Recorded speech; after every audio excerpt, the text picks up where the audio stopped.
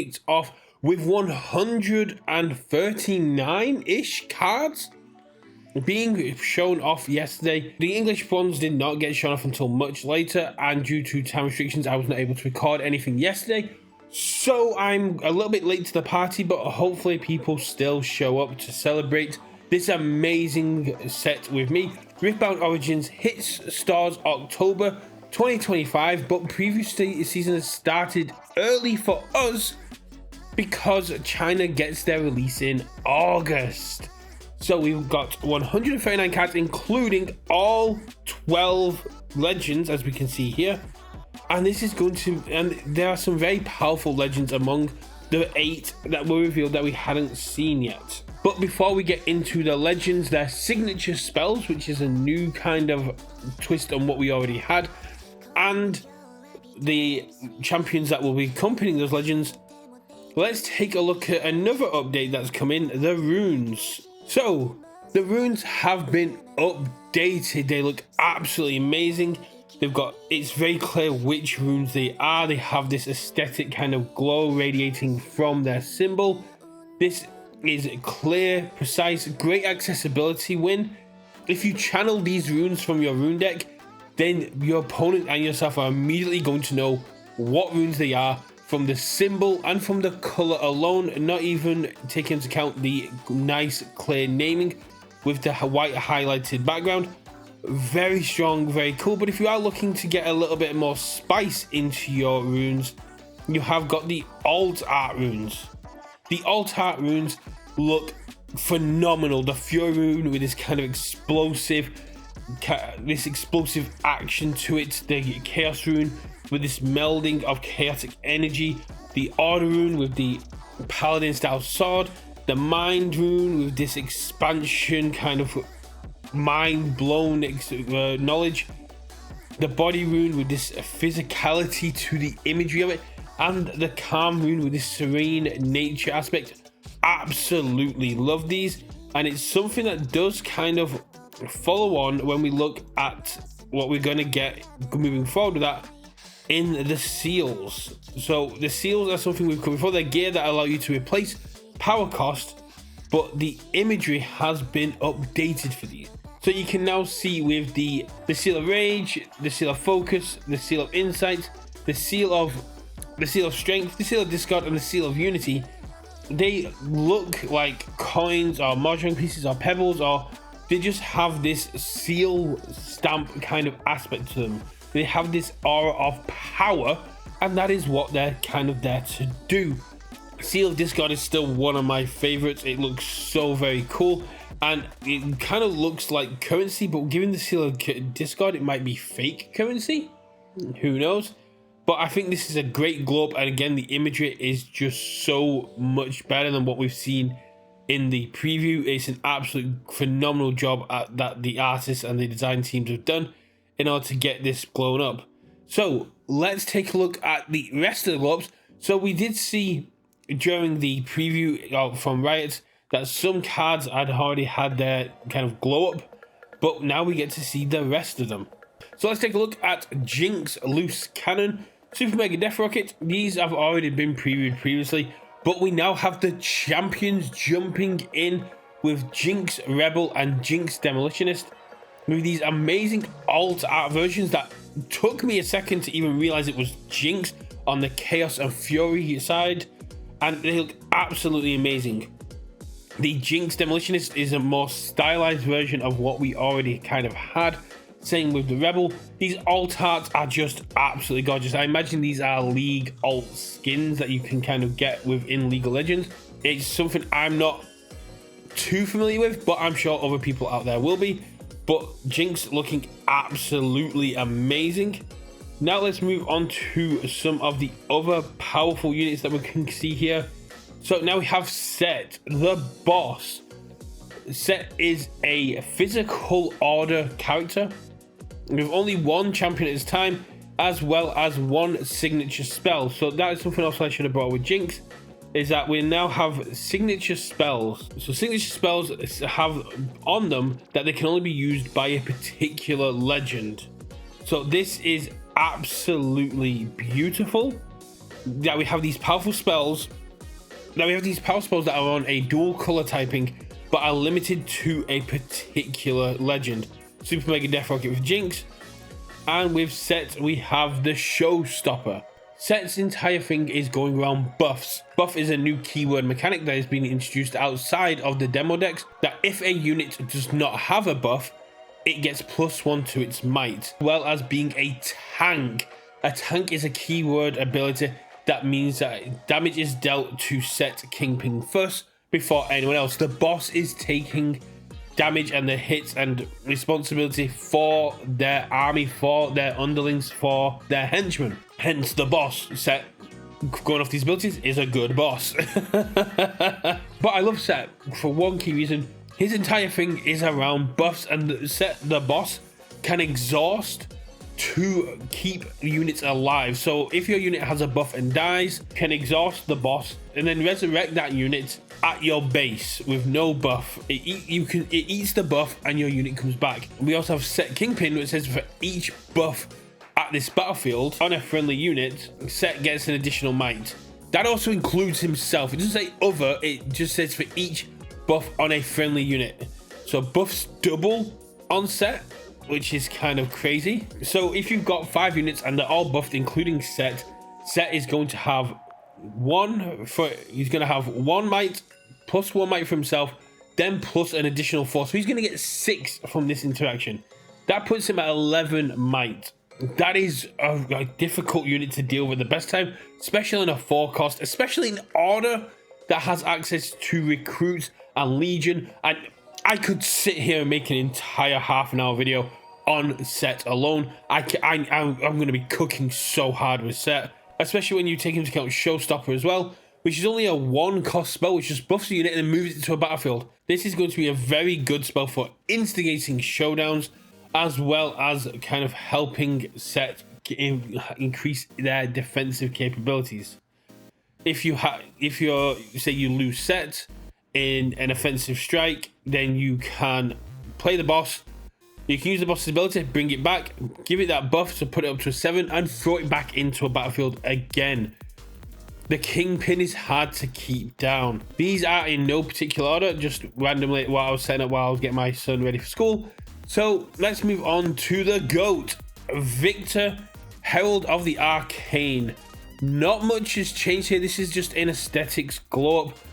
We have the alt art looking very, very cool, more in line with the League of Legends game. And then we have Victor. We have Victor Leader Champion. There's the ability to stay the same, but the new art is more in line with what we're seeing on the actual card. And we have Siphon Power, which has got a extended art globe as to what we were kind of seeing already in the demo decks. I'm not going to stay too long on this one, but it looks absolutely amazing. We also got more expansion on everyone's favorite daddy bear, Volibear. Volibear, Relentless Storm. We've got the 2 champions there. Stormbringer is also got this nice new full art expansion onto Volibear's ethereal face. The alt arts look absolutely insane. This kind of amped up, supercharged hellish mode, dark mode. I love the way that Volibear looks in these alt arts. Looks absolutely solid in each and every single one of these cards. Not much has changed from the demo decks in terms of abilities, but still very hyped to see Volibear getting the love they deserve, and that they're going to be in the full set after they didn't get a starter deck. Then move on to the bane of my gameplays, Yasuo. Yasuo, we saw the legend already. We now have the champion and the alt art champion looking very stylish, full of drip, and this extended art last breath look from the demos. Very powerful cards. Yasuo is one that I struggle to play against. The intricate the way that he plays is very calm and very controlled, and it's very cool to see people that are good with Yasuo play their decks, but man is it a pain. Yasuo hasn't seen much of an update in terms of abilities, so not much to go over, but one that we have seen and one that was theorized that people would love to see, we have Miss Fortune. Miss Fortune, we've seen the champion with the ability to play on a open battlefield and play friendly units on open battlefields. but now has their own champion that has exhaust, give a unit ganking this turn. Bullet time, which allows you to spend any amount of power to deal damage to all enemy units on a battlefield. And we have the alt art for the physical misfortune, who has accelerate and ganking, and the first time this unit moves a turn, you may ready an exhausted unit. This is very powerful. Misfortune looks absolutely beautiful in these arts. The alt arts kind of carry over. I absolutely love this I love the pyro aesthetic in general. Misfortune looks like she's going to break hearts, and probably has in the past. I absolutely love this look at this card. The alt arts look absolutely amazing. The bullet time cannons being fired in concession. God damn, these look amazing. Let's move over to everyone's favorite, apart from one person in the community who is called Timu Hater. Timu, Swift Scout. Timu is a mind chaos character. We have the legend. Timu is a very tricksy character. The chaos and mind kind of aspects really play out here. You can pay an exhaust cost rather than a power cost to play hidden units, and you may pay 1 rune and exhaust to put a Timu card from your hand to your champion zone or onto the board. So it means you can kind of cheat out a Timu a bit cheaper, put one into your champion zone so you have that one for a bit later. And Timu's going to play around hidden. Now hidden we've had a bit more clarification from in the rules. Battlefields only have 1 hidden slot, so Timu will suffer a little bit there. And if you lose control of a battlefield before your hidden ability resolves, that just gets trashed. So Timu's going to go for a very high risk, high reward kind of strategy. And with things like guerrilla warfare allowing you to pick up more hidden cards, the fact that Timu themselves have hidden allow you to give minus to the might of units when they get played. This is going to be very powerful, using things like Swift Scout to play Timu, minusing the might of units on a battlefield, taking control of that battlefield because you can play it onto the board. It's going to be a little bit more tricksy because you can't do that at like response speed. So you'd be starting a showdown with Timu by themselves, question mark. But it's still going to be very interesting to see the hidden strategy. You've activated my activated my trap card. Trying to outwit your opponents with these face down cards, looking to push your opponent further. Then we have Leona. Leona is stunning. After you stun an enemy unit, buff a friendly unit. So this is powerful for 2 aspects. 1, any units that have not got a buff on them already will then receive a buff, and then stun means that unit cannot deal its might damage for this turn. So that is absolutely insane. So Leona's all about stunning additional units. There are units within the reveals, because I'm not going to go over all the reveals. There's far too many for me to cover in one video. You can destroy units that have been stunned. You can stun units.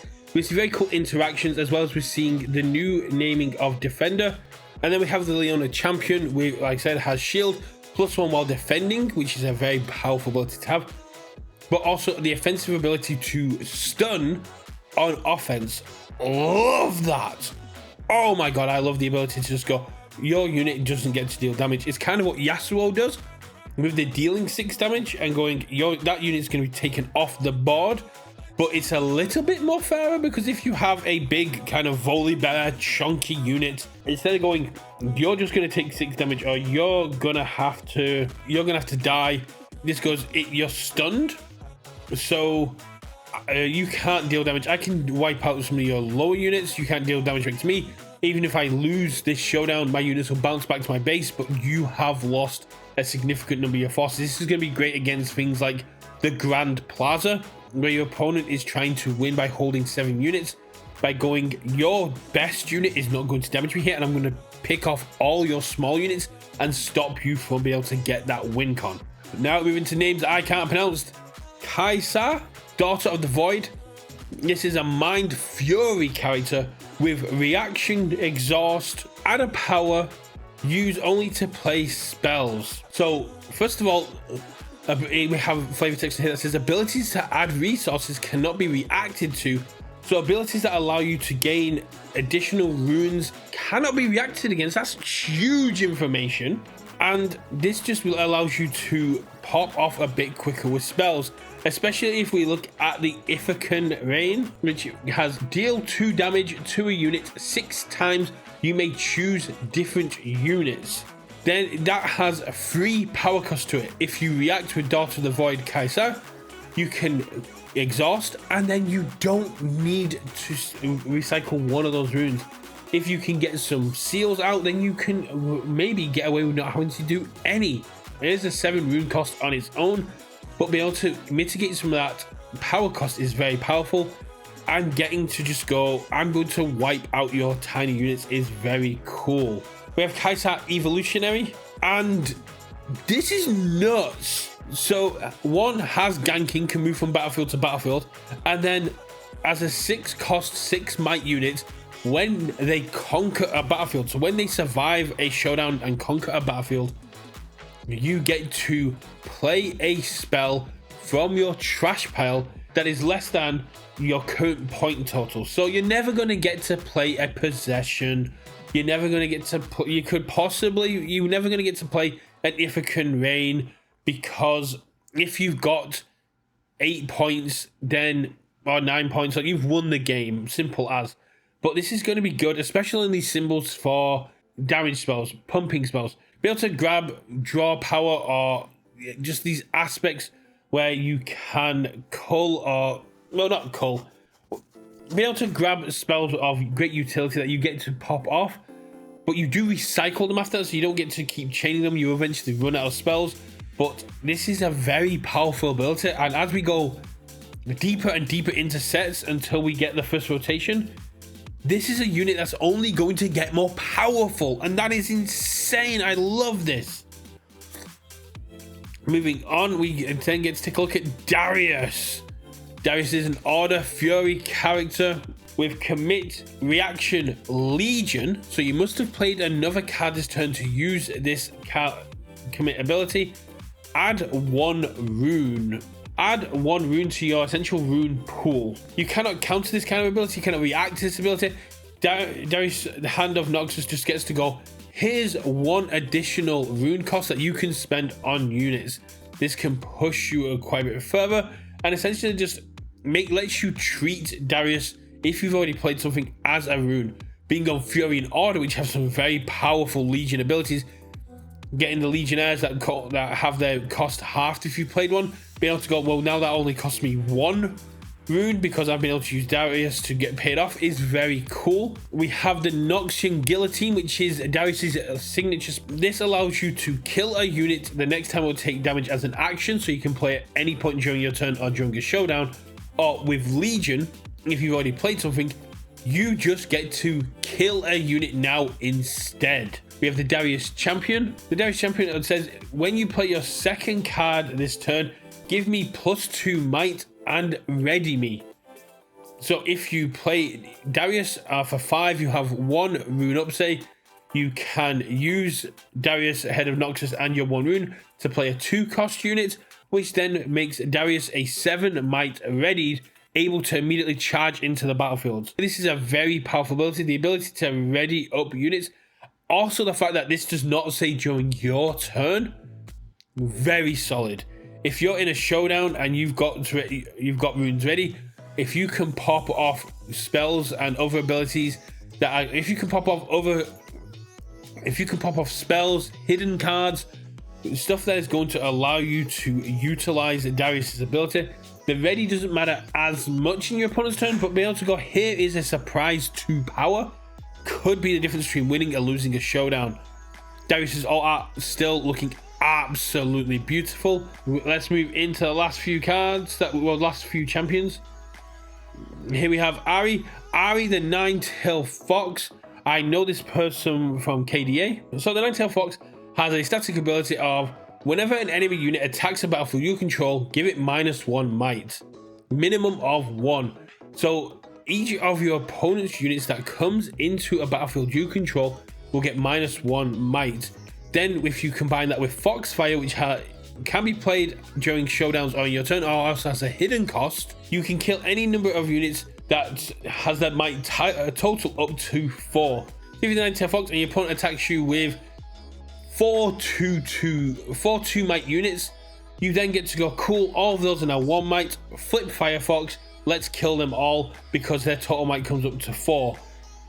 This is a very strategic play. This is going to be very cool, and you can see why the Firefox utilizes the signature of the 9-tail fox, but then Ahri is going to force you into those situations because we have double scoring. And I did not expect to see double scoring this quickly, but then again, I never expect to see a alt-win condition in the demo decks. Riot keep pushing me through loops. Ahri Alluring is a 5 cost, 1 calm power, 4 might with a basic stats ability. When I hold, you gain a point. So at the start of your turn, if you have Ahri on a battlefield, you gain a point. You gain a point for holding the battlefield. That's double points. That dramatically cuts down how long the game needs to go. And if you can hold both battlefields, because 9-tail fox just says, yeah, you can spam out units, it's gonna go very well. You throw in some tanks and you throw in some death kneels.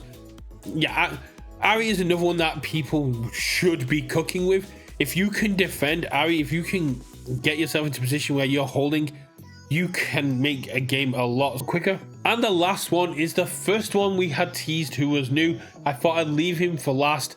Lee Sin Blind Monk. 1 and a commit, 1 and an exhaust. Buff a friendly unit. The signature spell, however, Dragon's Rage, is so good. I cannot get over how good Dragon's Rage is. You get to move an enemy unit to another location and then have that enemy unit fight another unit. Now, in 1v1, the chances are you're going to have that enemy unit go back to its base and fight another unit at that base, or move it from their base to a battlefield that you're looking to control and have them fight so you can make that base easier to conquer or even make it unoccupied. However, Riftbound is not a 1v1 game, it is a multiplayer game, and this does not say fight another unit that player controls. You can take a unit from player 3, move it to a battlefield that player 2 controls, and say you two now fight. You can take your opponent's best units and force them to take each other out.